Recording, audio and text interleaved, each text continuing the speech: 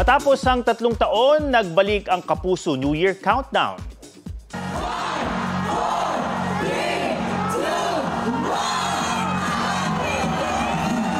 Dinagsa ng maraming kapuso ang Mall of Asia grounds para salubungin ang bagong taon at mapanood ang star-studded show.